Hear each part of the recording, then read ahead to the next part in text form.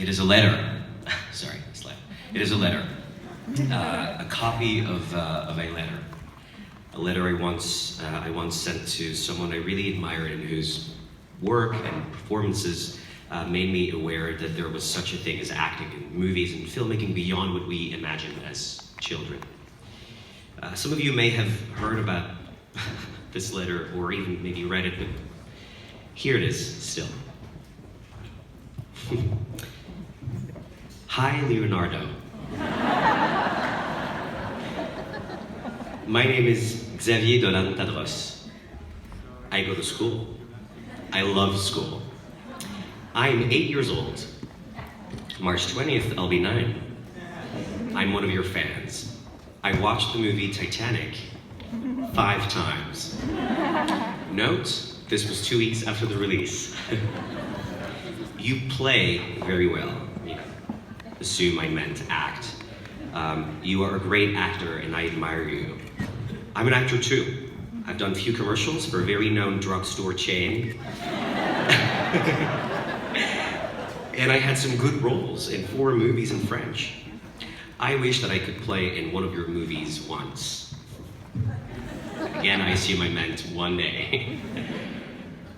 I know that you will come in Montreal one day. Montreal is a very popular site for filming. When you'll come in Montreal to shoot a movie, I will for sure be passing the auditions in case you need a young boy in the cast. Dear Leonardo, I hope sincerely that you will answer my letter. Xavier, Dolan. So that's it for that, really. Why not? No, but so this letter, along with many other similar letters, were sent throughout my childhood to actors and actresses, singers I loved, and whose work changed me and inspired me and gave me hope that I too could one day make it into this business. And during these years, I fanboyed over TV shows on the WB channel, recording them to watch them again and again and again, ripping them through the satellite TV I was paying for with my child actor savings. I worshipped films like Home Alone, and of course Titanic, Jumanji, Little Princess, X-Men, Batman Returns, as I've so often discussed. Until the age of 15, they were what I knew about film and TV.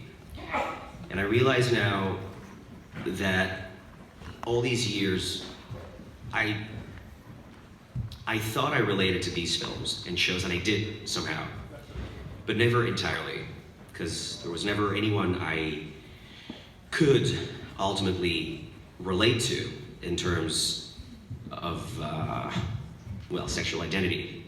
And to segue now into this film, it is deep down what I dreamed of when first wanting to make The Death and Life of Donovan, a film that would homage the great commercial successes and stories from my childhood, but a film, however, which, if I were to see it back when I was 10, I would enjoy as much as all the films I told you about, but with in it a message of hope for the young boy that I was, a message of a possibility through representation of my own sexuality.